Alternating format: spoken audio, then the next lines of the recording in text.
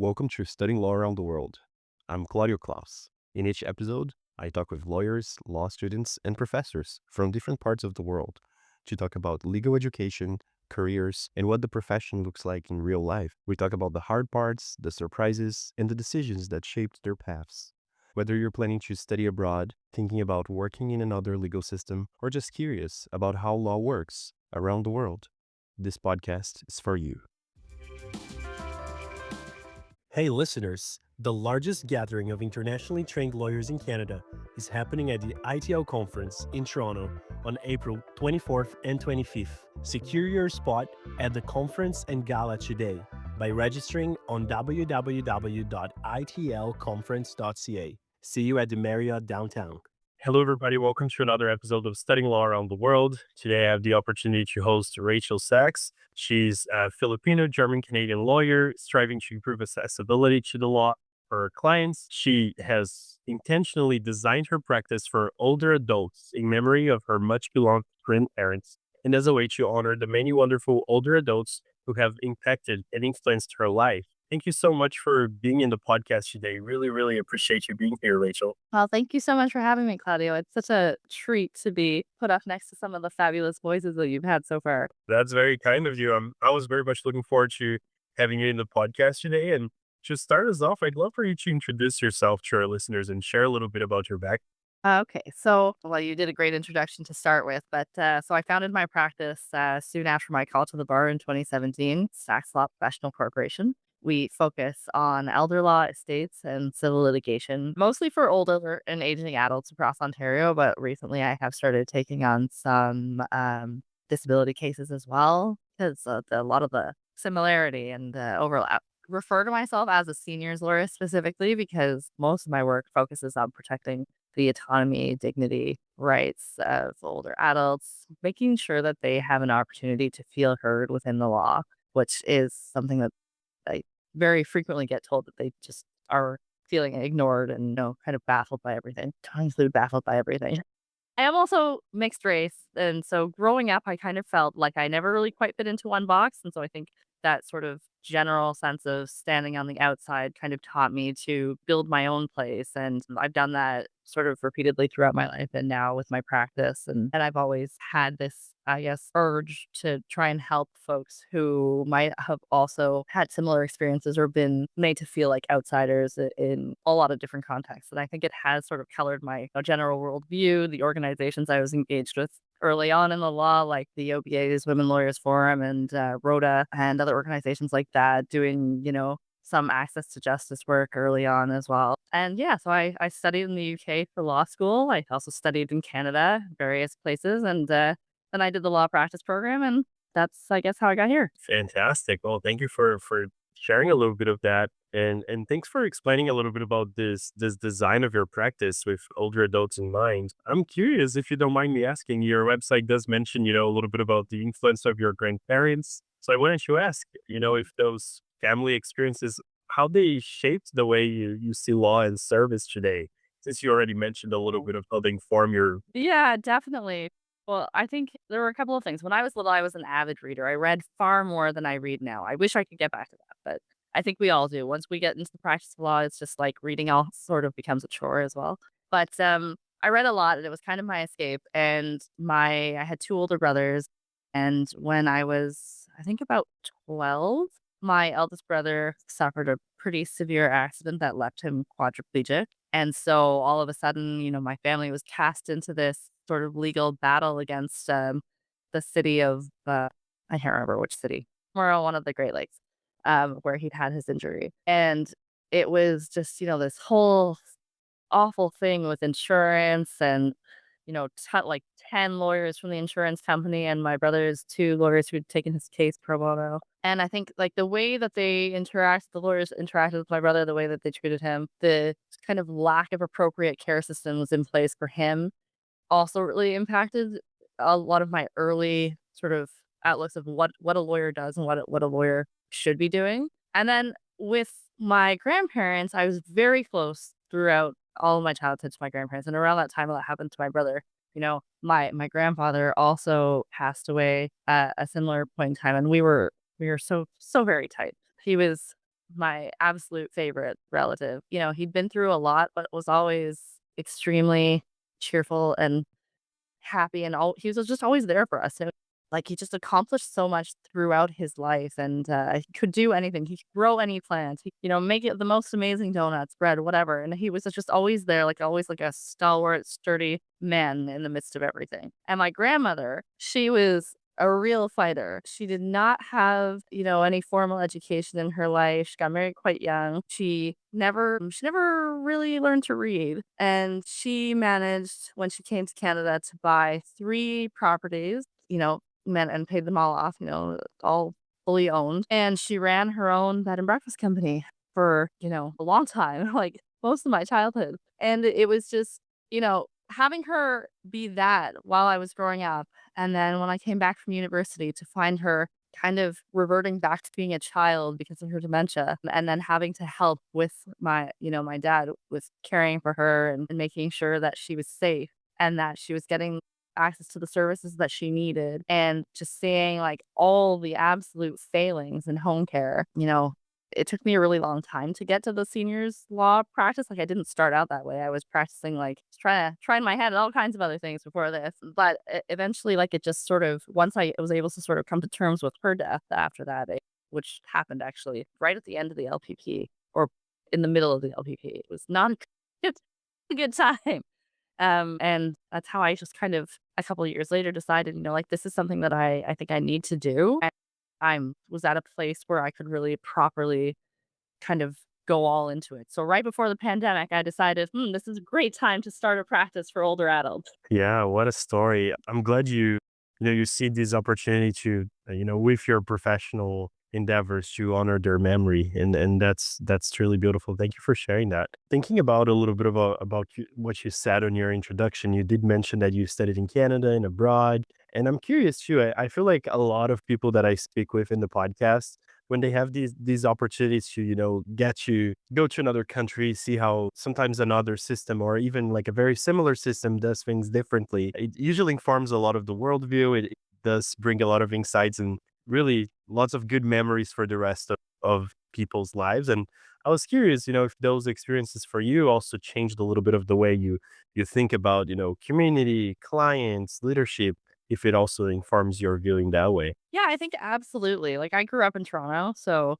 my school was pretty diverse for its time period. Well, I say pretty diverse. I was still like one of 2 Asian people in the school, or maybe 3. Maybe there were 3 of us. Anyway, um, I found, though, when Toronto was a weird kind of place. It's a little bit insular. We really didn't have exposure to things like indigenous communities growing up. And so when I initially went away to school out west, it was kind of like a big shock to the system as to like all of these things that were kind of told, or sort of espoused within the like Toronto cultural atmosphere, that just were just not at all true about, like all kinds of terrible, what's the word, things that people would say about indigenous people. And none of them were true. So I really had the opportunity to meet with other people and kind of grow from those experiences. But as well, like when I was in the UK, like again, it was, it's a completely different space. People interact differently. They had to care about different things. You kind of have to learn to navigate this whole new system, understanding people. I had one professor in law school, and he was Scottish, and it was my first encounter with a Scottish person, and I could not understand him at all for like the first 3 months of our course. At one point as well, I was like one of the only the students there that had a computer, and at one point he was like, "Are you watching a TV in my class?" And I was like, "No." This was, like, I also, can I caveat this? I did my law degree like several years before my call to the bar, because of the caring for my grandmother and all that stuff. So there was a big gap. But so this was in a time period when it wasn't as common for students to all have their laptops like out in class. And there were maybe 2 of us in the class who had laptops. And so he, very rightfully called me out, like, "Are you paying attention to my class?" And at this point, like, it took me a little while to sort of figure out what he was saying, and I didn't really was able to get a response to him. But, just like those kinds of things. I learned so much from that professor though as well, and his wife. They were both fabulous, fabulous teachers. And I feel like there was a twofold effect. So when I studied in the UK, I found that, like, I'd always been a pretty good student, but when I got to the UK, Like, I learned how to be, like, an amazing student. So, I learned how to find my voice in school. I was always very shy and I never really spoke out that much, but I was by myself in the UK. Like, I had to adapt very quickly. I had to make friends new. Like, previously had been the third child and everybody knew who I was. They're just like, "Oh, you're the sibling of blah, blah, blah. You must be like them." And so it kind of gave me a chance to come out of my shell a little bit and develop and figure out, you know, who I wanted to be, what kind of person I wanted to be, what kind of people I wanted to engage with. I also got to see like instances of racism. Oh my gosh, I went to school in Sheffield in the UK, and man, did I get a lot of racism my way for all kinds of things. Like, I called all kinds of terrible names because I was not as white as many of the people around. But it was not like, weirdly though, that level of racism was interesting. It was more like, that's curious that this is happening in this place. Whereas I find when I encounter similar things, in Canada or from my own communities, that's where it really gets under your skin and really sticks with you for a long time. And so sometimes when those things happen to my clients, like, I know, a lot of lawyers encourage us to be more dispassionate advocates. And I do see some merit in that, but I also see merit in really caring for what your client is going through and making sure that you are a source that can try and make things a little bit easier for them.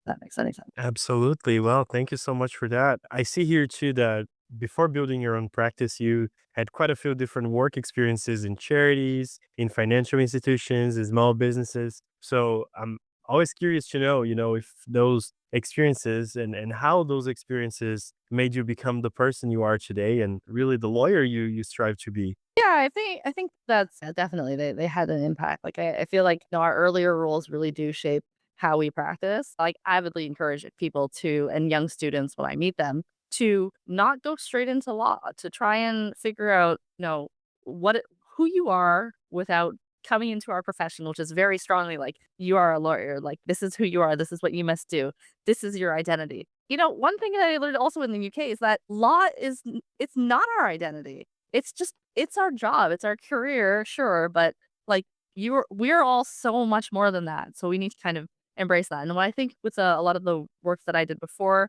um, a lot of those roles kind of told me that, law, it's not a silo. It is an ecosystem. We are just, like, one piece in a bigger puzzle, and we have to figure out how we work well with those other people and puzzle pieces. What are other small businesses looking for? What are the people you encounter? How do you serve clients on a sort of a closer basis where you're not funneling them through a number of different people before they actually get to the person or thing that they need? And then the bigger businesses, well, I mean, like, financial institutions, I worked in compliance, so that was really helpful because I did get a lot of a very good understanding of risk metrics and how the financial and business world looks at risk and financial crimes.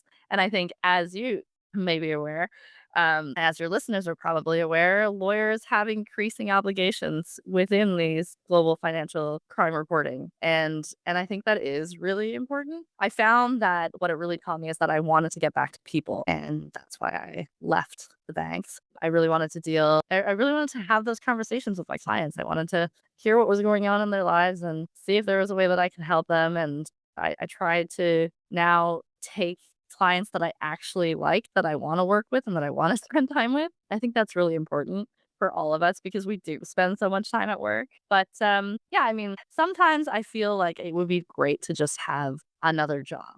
You know, there's your law job, and then there's like your fun job or some other way that you can just be a contributor if you have extra something to contribute. And maybe that's why I have gotten myself embroiled in all the volunteer organizations, because I think there's so much that feeds our own individual souls. And sometimes it is really hard to find that. And it does change. And so having something else that you can focus on, whether it's, your second job or your dream job and your law job and your family, of course, it just gives you that little extra push to do better in all of the sort of realms of your being. Amazing. I found it interesting that you had these connections with the financial world and mentioned the questions on reporting and all of that. And with all of that in mind, I'm sure that the population that you serve as well, at least from what we hear out there, are unfortunately victims of many kinds of financial crimes as well. But I'd love to hear a little more. You just said about, the volunteer work you're involved in. I know you're mentoring many organizations, mostly towards internationally trained lawyers, and I'm curious to hear a little bit about that. I know there's a big conference coming up in Toronto as well, but tell me more about this experience with mentorship, with volunteering, the big conference, and even what would you wish that younger lawyers understand about building this career? That is a big question. Well, I think younger lawyers need to sort of understand themselves to begin with. I feel like that is a key factor. Like when I first started, I had a bunch of mentors. I didn't really know what to do with them when I first started out. Like I didn't like there are these guys and they kind of tell you, but like if you aren't really sure about yourself, where your directions or where you want to be, and I thought I knew. I did think that I knew where I wanted to be, but where I thought I wanted to be was an environmental lawyer or possibly a construction lawyer. And I am a very far removed thing from those two items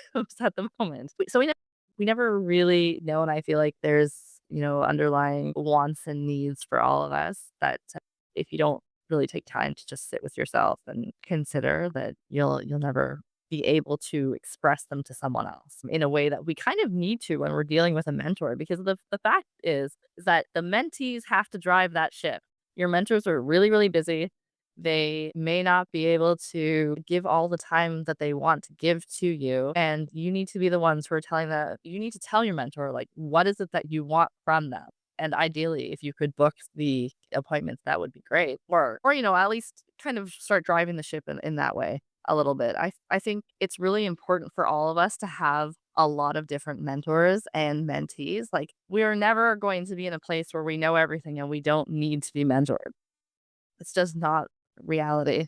I mean, maybe when you retire, but I mean, even then, I feel like some retirees will go on to have second careers and do all kinds of crazy things. So they probably also still need mentors. And I think it's really hard when you don't feel like you fit anywhere. I think with ITLs especially, you get that. I actually got a message from one today that was asking me how to sort of navigate the challenges that they're going to face through this process. And I'm not really sure how to answer because I kind of need one, I need more information, but two, on the face of things, it looks like they're navigating those challenges pretty well so far. And it's just kind of a good reminder too that, we might think that everyone has it all together and that everything is fine, but we have no idea what's going on with anybody underneath. And, we just have to kind of remember that there are people that we're dealing with and that they have all these layers to them that we're just not privy to. And I think when you're mentoring,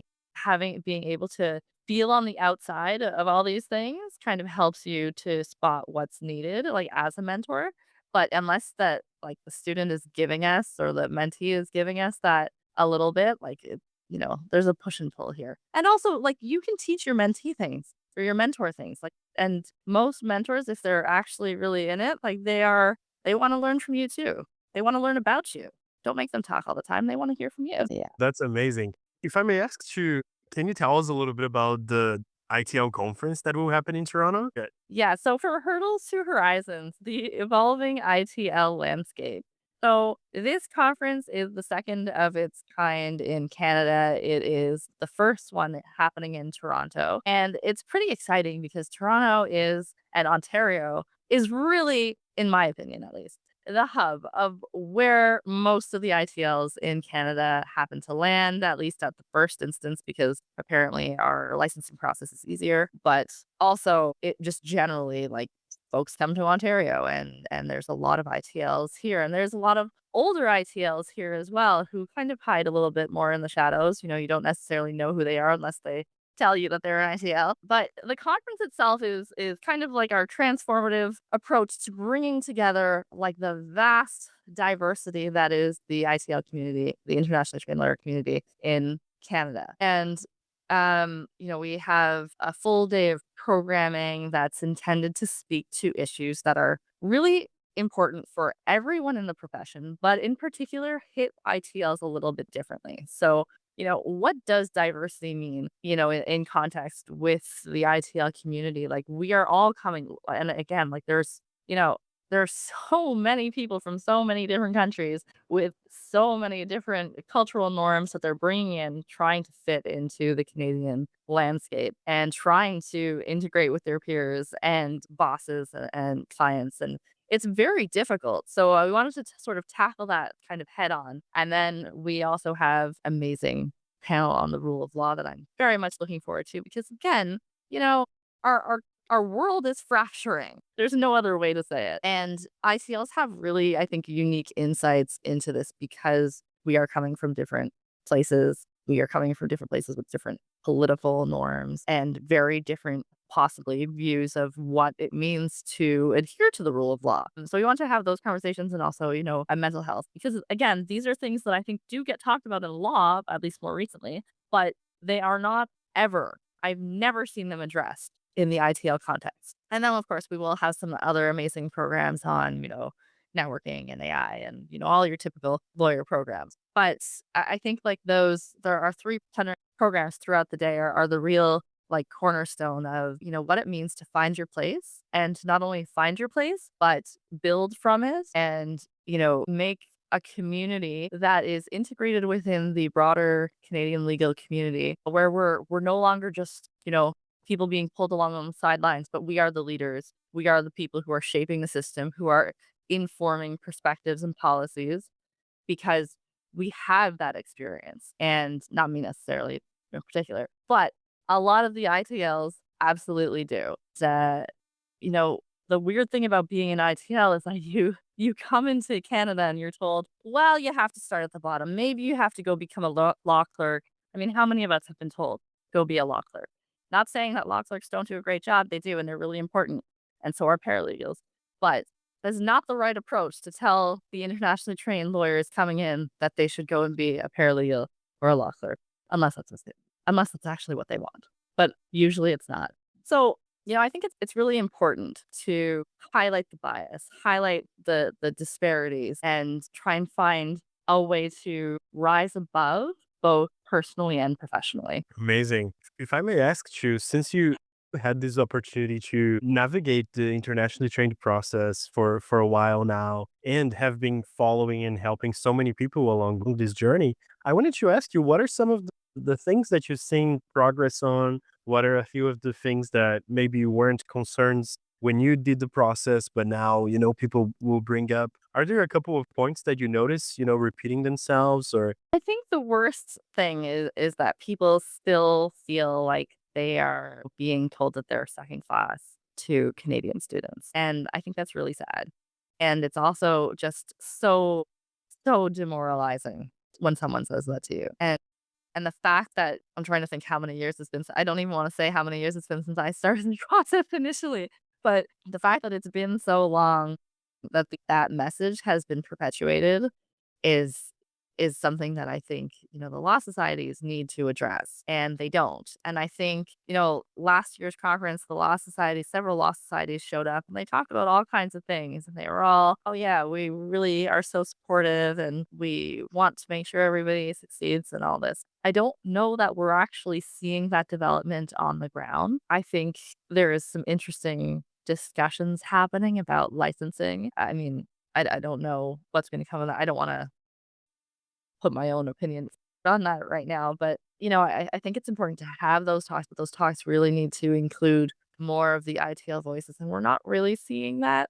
We're not seen as separate stakeholders. And I think that's a problem because, and like, I think it's only the OBA apparently has some sort of ITL consultancy thing happening. And the BCBA, well, what the BC's OBA version, whatever they're called out there, they have an ITL section, but they are the only province with an ITL section that's part of the CBA. And while I am no longer a member of the OBA or the CBA, I do recognize that they have quite a lot of influence and sway. And I think some of these organizations really need to get on board and provide that kind of recognition to the ITL community in order to help the law societies and other sort of leadership type enterprises move the dial a little bit forward.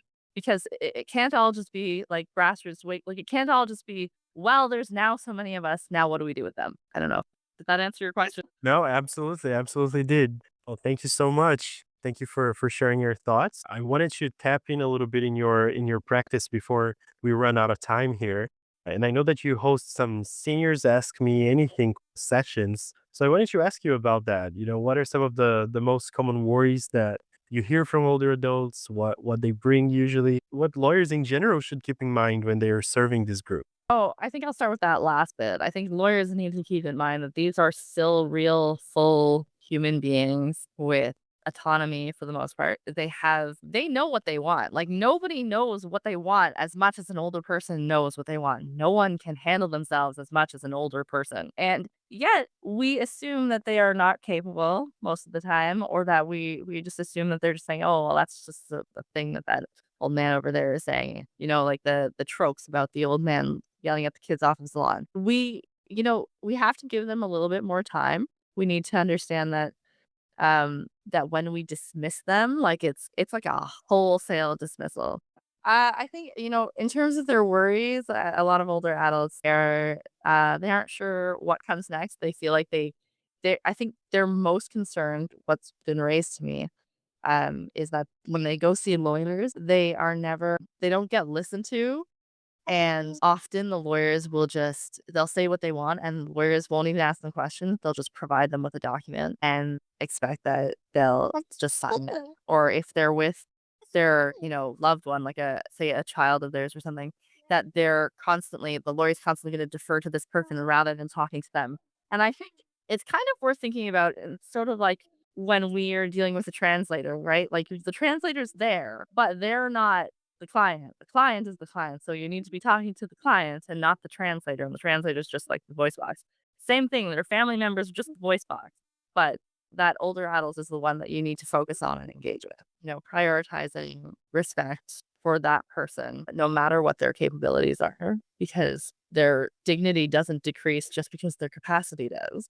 Using plain language and listening, active listening, key. I think, one thing is that seniors often they become outsiders as they age, but like we need to make sure that our systems and that the way we practice, that we design them with, their needs in mind as well. And there is a misconception that seniors are not technologically forward. And I think there are some who certainly struggle, but I do also just want to point out that I have a load of clients who are very, very good with technology. And sometimes it's my younger ones who just are not good. I'm maneuvering. I wanted to ask you, you're handling so many responsibilities, from family responsibilities to your practice, your volunteer work.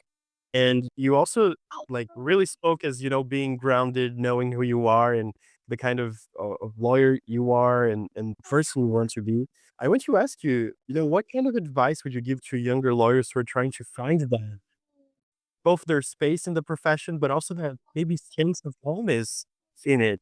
I don't know. It took me a really long time. It took me like 40 years to get the portfolio. So it's definitely a work in progress, and it's still ongoing. I would say therapy helps. All of the things that for my husband, especially, kids really helped. For me, it was more like, now I'm a mom. What do I do with that? No longer.